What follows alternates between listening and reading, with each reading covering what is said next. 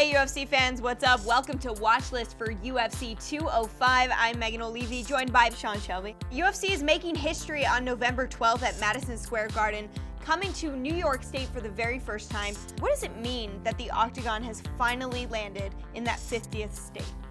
The last frontier. You know, it's exciting, it's amazing. I think it's gonna be electric in there. I think everybody around the world, I think they understand what this means, being at Madison Square Garden for the first time. You know, it's monumental. The main event at UFC 205 is one that everyone is looking forward to. Eddie Alvarez versus Conor McGregor, champion versus champion. What are your thoughts on this matchup? I think, you know, when they did their first face-off, to me that was a little bit jarring because you had Eddie Alvarez standing there in front of Conor, and Conor was visibly much larger than him. You know, and Conor does make 45.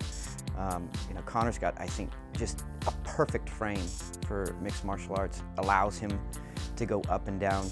But really, you know, my thoughts on the fight in general are, how's Eddie gonna play this? Is he gonna go out there, is he gonna stand, or is he gonna just go into full wrestling mode? And you know, is he gonna go the Pettis route, or is he gonna go the RDA route?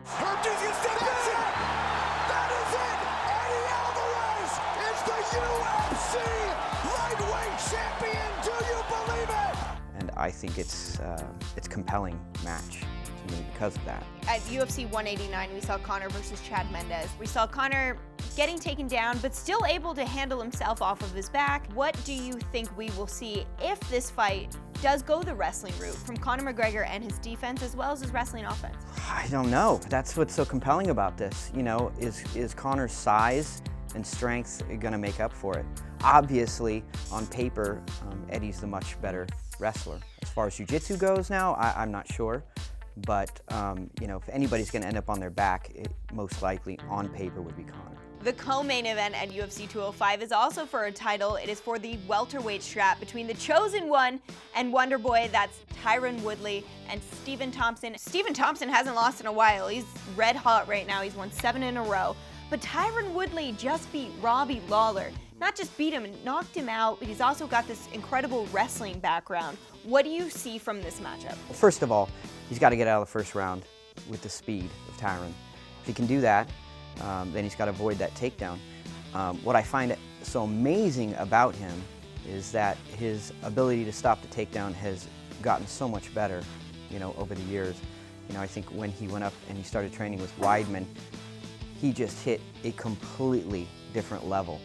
And so it's defending the second, third, and fourth, you know, takedown. I would suppose he's going to get taken down a couple times in the beginning. But, you know, once they start getting sweaty, he's harder to handle. Can he shuck that takedown off? And can he keep the space? Right. Keep the space to work from range and utilize his kicks and start teeing off. Which a karate guy like him loves that range, and he also loves being able to surprise his opponent with what is coming next. We've heard in the back after his opponents have lost to him, they've said, oh, he didn't do what we practiced for. Is that sort of the fun of Stephen Thompson, that you never know what's coming? Yeah, I mean, that's part of what makes him so special. But again, too, it's really, really difficult to train for somebody like that. You know, you can bring in somebody to emulate him, but truly, you're not going to find anybody like him. What do you think about Tyron Woodley as the welterweight champion? He's a very, very well-rounded mixed martial artist. Do you feel like that will be a tough challenge for anyone in that division? Yeah, I mean, Tyron, for a base, has wrestling, which is a prerequisite, I think, in most cases to be champion. And he's got the speed. He's proven that. He's got tons of power. You know, he's got all the basic necessities you need. I'm not surprised that he beat Robbie. Listen, Tyron can beat anybody in the world at 170 pounds. He's a big, powerful, amazing human being. And once he puts that all together, he's hard to beat. The third and final title fight on UFC 205 is between champion JJ and challenger KK. Both Polish undefeated strikers. That's Joanna Jędrzejczyk, who is the champion. Karolina Kowalkiewicz is the challenger. You know how nowadays that word gangster gets thrown around a lot? Everybody gets called gangster. Joanna's a gangster. I forgot what event we were at, and I was walking by the Octagon, and she was sitting in the front row, and she grabbed me. She pulled me aside. She says, hey, I have a request. And, okay? And she said, I need you to sign Karolina. She goes, everybody in my country, they think, some people think that she's the best. She goes, she's not the best. She goes, I'm the best. I'm the best not in Poland, I'm the best in the world. I want to show everybody. So I need you to sign her for me so I can kick her ass. That's what kind of gangster Joanna is. You know, she's the only person to ever ask me to bring somebody else in outside the UFC so she can prove a point. Carolina has held her own. She just defeated a very tough Rose Namajunas.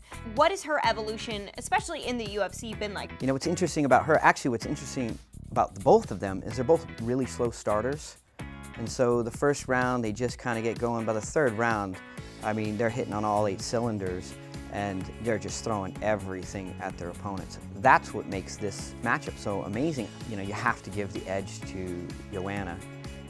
She's accustomed now to these UFC 5-round fights.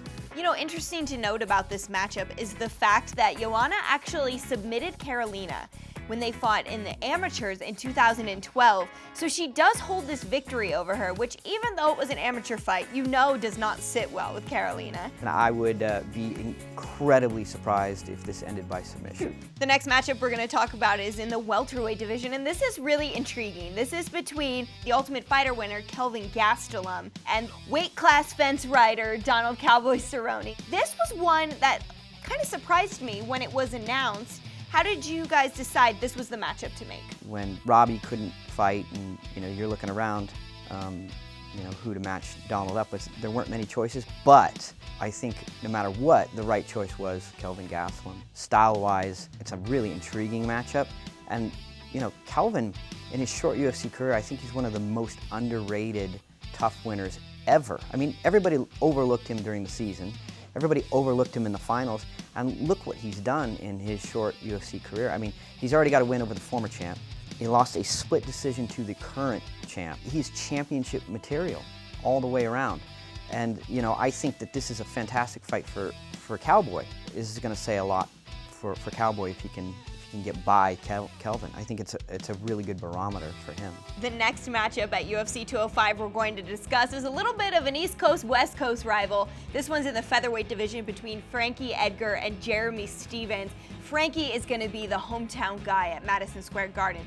Right across the river in New Jersey is where he was born and raised. What do you think about this one? I think Jeremy is more than happy to step into enemy territory.